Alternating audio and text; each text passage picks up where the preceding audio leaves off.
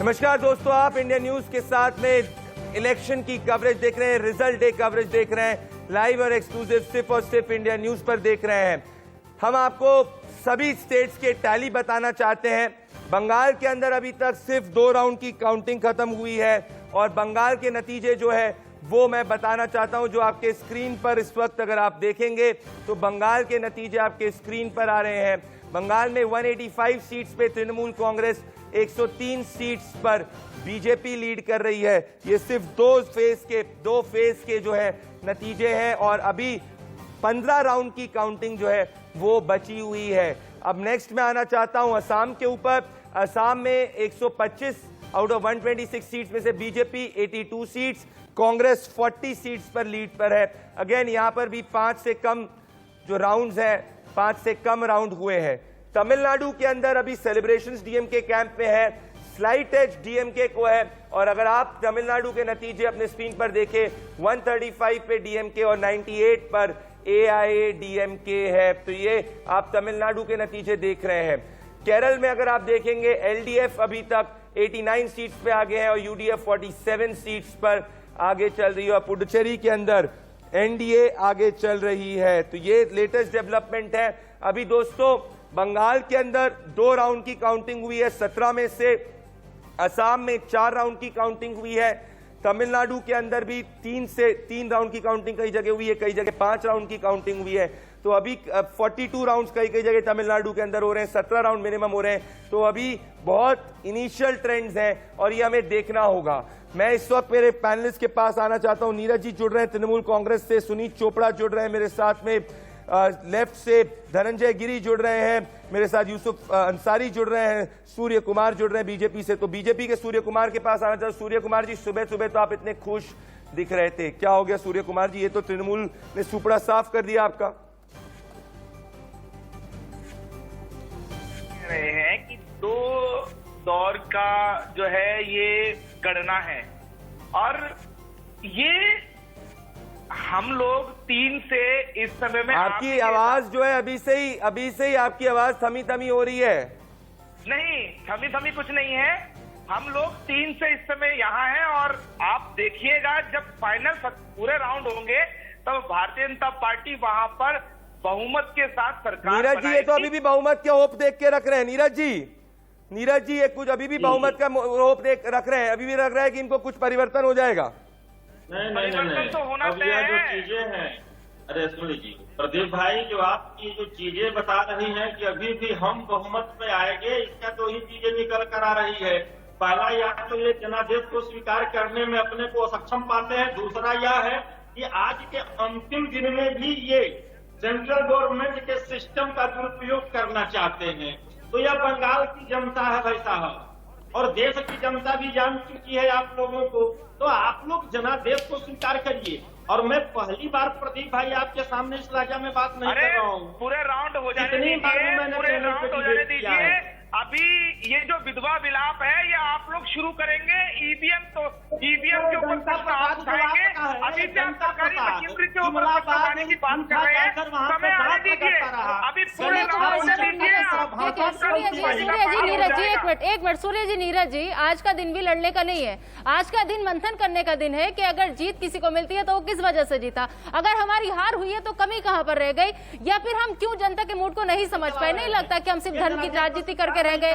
नहीं लगता जो असल मुद्दे थे जमीनी हकीकत से उनसे तमाम पार्टियां दूर थी? तो ये मंथन करने का वक्त है सर कि कमी कहां पर रह गई, लड़ने का नहीं। कमी नहीं करेंगे। इनके प्रधानमंत्री चुनाव हार रहे हैं, उससे खतरनाक बतिया रहे हैं। देखिए ऐसे लोगों को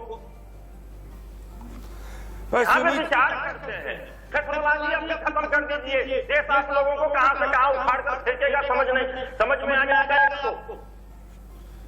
इतना शांतिपूर्ण डिबेट चल रहा है, इसमें अभी आगे आकर प्रलाप हिंदी आप ही को आती है।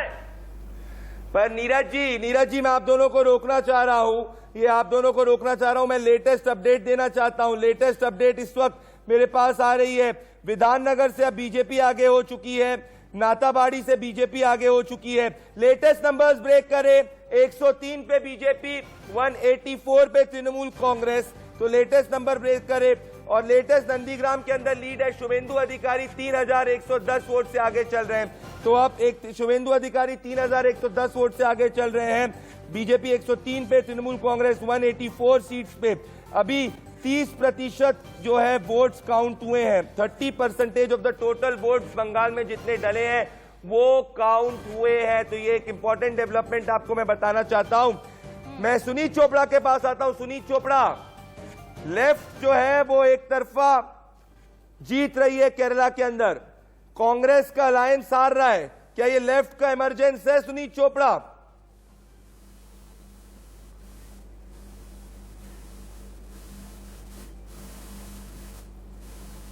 आपको आवाज मिल रही है चोपड़ा जी? सुनीत चोपड़ा के पास आवाज नहीं आ रही है, सुनीत चोपड़ा के पास आवाज नहीं आ रही है। इस वक्त मैं आना चाहता हूं वापस से नीरज जी के पास। नीरज जी, 5 राउंड की काउंटिंग हो चुकी है नंदीग्राम के अंदर और अभी भी ममता बनर्जी 3110 वोट से पीछे चल रही है। उम्मीद है ममता बनर्जी नंदीग्राम से जीतेगी?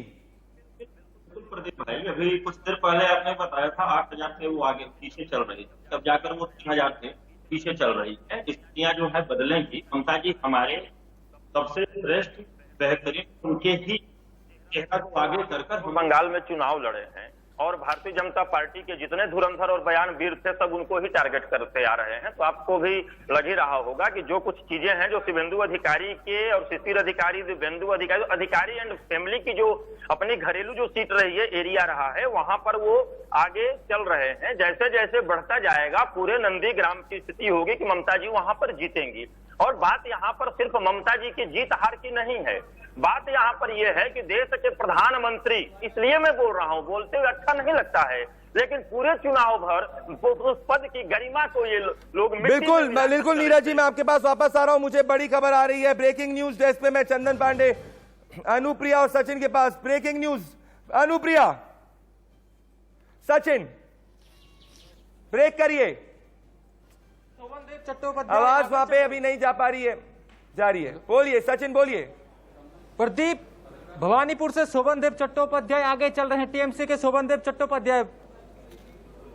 भवानीपुर से शोभनदेव चट्टोपाध्याय आगे चल रहे हैं। ये सचिन के पास लेटेस्ट अपडेट हम वापस आना चाहते हैं और लेटेस्ट अगर हम लोग बढ़ाना चाह रहे हैं और आगे बढ़ेंगे और हम ये बताएंगे कि और सीट्स पे आना चाहता हूं। बलरामपुर की सीट से तृणमूल कांग्रेस आगे चल रही है, नाथाबाड़ी की सीट से बीजेपी आगे चल रही है, शुभेंदु अधिकारी 3110 वोट से आगे चल रहे हैं। लेटेस्ट टैली जो है 183 सीट्स, लेटेस्ट टैली 183 सीट्स पे टीएमसी, 103 सीट्स पे बीजेपी आगे चल रही है। ये लेटेस्ट टैली जो है आप हमारे पास देख रहे हैं। मैं आना चाहता हूं, धनंजय गिरी हमारे साथ जुड़ रहे हैं। धनंजय गिरी जी, अगर ये ट्रेंड रहेगा तो फिर तो खेला हो गया है। खेला नहीं होगा, खेला शेष होगा। जैसे जैसे चुनाव आगे बढ़ते जाएगा, जैसे जैसे काउंटिंग आगे बढ़ती जाएगी, मुझे लगता है ट्रेंड बदलेंगे। रमनीश्वर साहब का क्या कहना है? जी बिल्कुल, आप देखिएगा प्रदीप जी, जिस तरह से खेला होवे और खेला अच्छी तरह से होगा।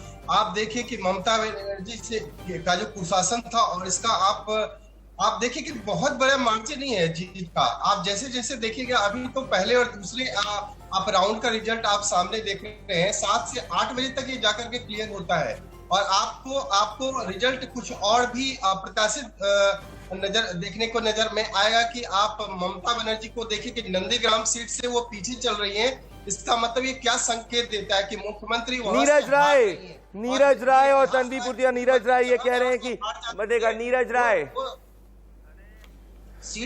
की खुशी बढ़ती जा रही है और बीजेपी के स्पोक्स पर्सन की टेंशन बढ़ती जा रही है। नीरज राय के 200 का आंकड़ा क्रॉस, 200 का आंकड़ा तो क्रॉस होना है, वही 2, 4, 5 सीट आगे पीछे होगी। यहाँ पर टेंशन तो मोदी जी की बढ़ रही है।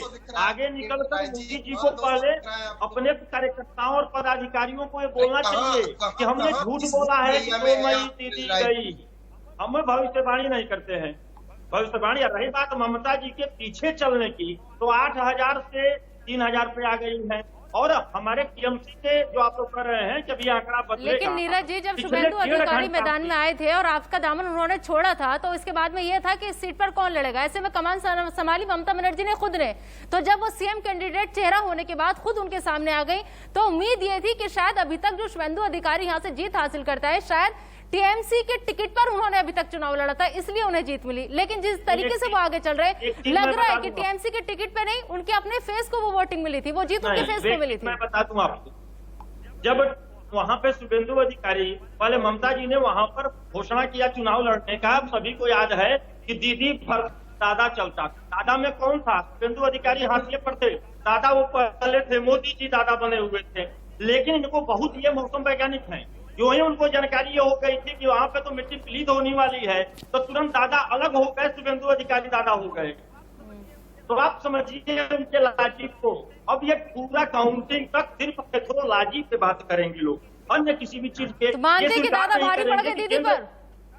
अरे नहीं भाई, बड़ी खबर नेताजी, बड़ी खबर आ रही है। 191 सीट्स पे तृणमूल कांग्रेस लीड कर रही है, 191 सीट्स पे टीएमसी लीड कर रही है, और बीजेपी जो है वो अब 100 के नीचे आ चुकी है।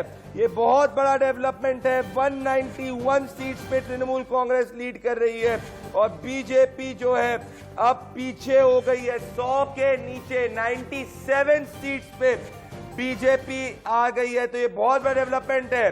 बीजेपी के स्पोक्स पर्सन सूर्य मैत्री जी, ये तो स्वीप नहीं, ये तो सुनामी है। मतलब आपका अगर ये सही होल्ड करता है तो आपका पूरा का पूरा जो कैंपेन था अशोल परिवर्तन का, वो तो पूरा खेला हो गया। सूर्य जी 191।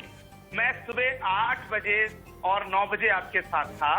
सुबह भी आपकी एनालिस्ट टीम एक बात बता रही थी कि 100 से 110 सीटें ऐसी हैं जहां पर की 5000 से कम के मार्जिन में हार और जीत होगी। और अभी भी जो आप ट्रेंड बता रहे हैं उनमें से मेरे पास जो ऐसी हैं जिनका मार्जिन जो है 1000 से 2000 के बीच में है, जो आगे पीछे का है।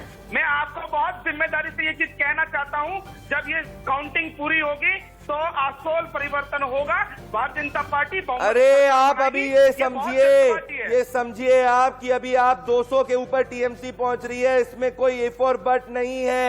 अगर वोट शेयर की बात करें तो वोट शेयर अभी तृणमूल कांग्रेस का 48% है और बीजेपी का 37% है। 11% का वोट शेयर डिफरेंस है सर। ये एक स्वीप नहीं, मैसिव अगर सुनामी अगर ये होल्ड गुड करता है तो ये बहुत इंपॉर्टेंट है। 48% टीएमसी, 37% बीजेपी। ये पूरा आपका वोट शेयर 11% सर, मतलब कहीं कोई कंपटीशन नहीं है। अगर ये होल्ड करेगा तो मैं तन्वी पूर्ति और अंसारी जी के पास, तन्वी पूर्ति जी है, ये तो तन्वी जी 48% और 37%, मतलब क्लीन स्वीप नहीं, सुनामी टाइप है ये।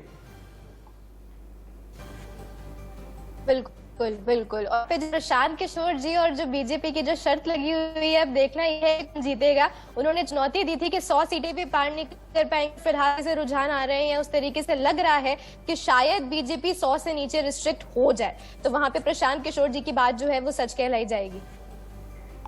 ये कह रहे हैं कि उस सही होने वाली है बात।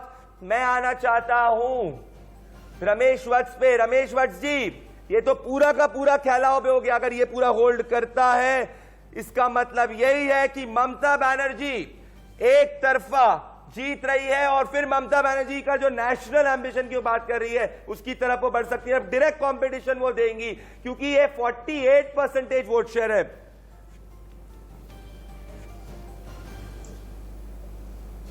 प्रदीप भंडारी जी, रमनीश वत्स, और मैं आपको बतला दूं वोट शेयरिंग की बात जो आप जब कर रहे थे तो अभी 12 बजे हैं और 12 बजे भी नहीं है और 12 बजने वाले हैं किसके लिए आप देखिएगा, टीएमसी के लिए। मैं प्रदीप भंडारी जी आपको बता दूं 7 से 8 बजे के बाद आपको रिजल्ट कुछ और देखने को नजर आते हैं। लेकिन वोट शेयरिंग की बात करें, वोट प्रतिशत की बात करें तो 3 सीट जीत करके लेके आई थी 2016 में यही बीजेपी, और आज आप देख रहे हैं कि 100 के आंकड़े से भी ज्यादा आपको नजर रमेश जी, सिल्वर मेडल्स नहीं मिलते पॉलिटिक्स में। जवाब दीजिए तन्वी जी, जवाब दीजिए रमेश जी को।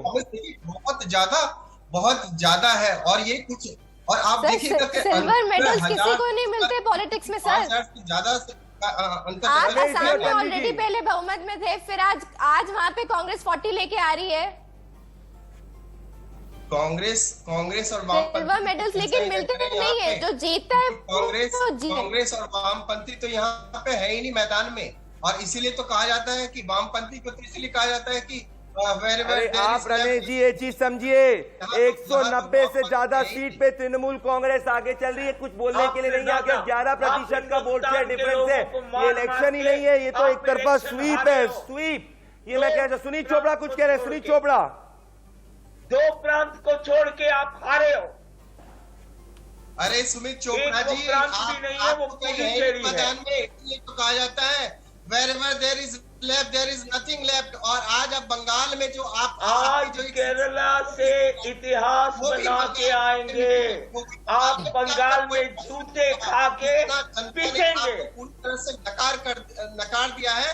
अब आप इसको मूल्यांकन करने की जरूरत है। यदि आप जीत आप समझ लो, हिंदुस्तान की जनता को अच्छा खासा योगा करते थे सर, सबको योगा सिखाते थे, योग गुरु थे, कहाँ इस पॉलिटिक्स बाजी में पड़ गए सर। अभी तो मान लीजिए जो रुझान कह रहे हैं, अभी उनसे पत्ते भाग रखे किया है आपने। जनता ने हर जगह वोट दिया है उन लोगों के खिलाफ जिन्होंने चोपड़ा जी कल तक आप कह रहे थे चुनाव जो है चुनाव नहीं होना चाहिए। मैं आऊंगा आपके पास। श्रीराम के पास लेटेस्ट अपडेट है तमिलनाडु से। श्रीराम, तमिलनाडु के latest numbers. 135 for DMK and 98 for AIADMK। तो बड़ी only 3 rounds, most of the places only 2 to 3 rounds are over and more than 30 rounds are there in many of the constituencies. And I can safely say that ADMK, if it has to stage any kind of comeback, it has to do well in Chennai. ये बड़ी बात है। तो बड़ी खबर है कि 135 seat DMK, 98 seat AIADMK है। ये लेटेस्ट रुझान जो है आप अपनी स्क्रीन पर देख रहे हैं। 135 सीट डीएमके और 98 सीट AIADMK के पास है। तो असम से लेटेस्ट अपडेट। बीजेपी 81 सीट्स पे असम पे आगे, कांग्रेस 43 सीट्स पे आगे, अदर्स 2 पे आगे हैं। मेरे साथ राहुल जुड़ रहे हैं। राहुल, लेटेस्ट अपडेट सीट्स की बताइए। तरुण गोगोई का घर है और सिंपैथी वोट था, वहां से कांग्रेस अभी आगे चल रही है। बारचला से अभी कांग्रेस आगे चल रही है, जो बीजेपी के हाथ में था पिछली बार। विश्वनाथपुर से भी कांग्रेस आगे चल रही है। ये कुछ वो सीटें हैं जहां पे इस बार कांग्रेस ने अपने कैंडिडेट के दम पे लीड बनाई है, ना कि पार्टी के दम पे इस बार लीड बनाई है। पिछली बार 47 सीट जो पहले फेज में थी, उसमें से इस बार बीजेपी वापस से 35 से 36 के करीब सीटों पे लीड बनाए हुए हैं।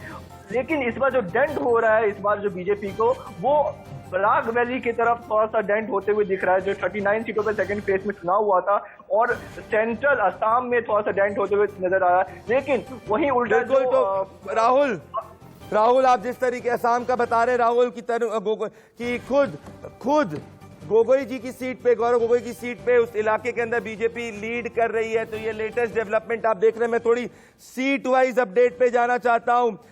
उमा शंकर आप हमें सीट वाइज, उमा शंकर हमको बताने वाले हैं सीट वाइज अपडेट तुरंत 2 मिनट के अंदर।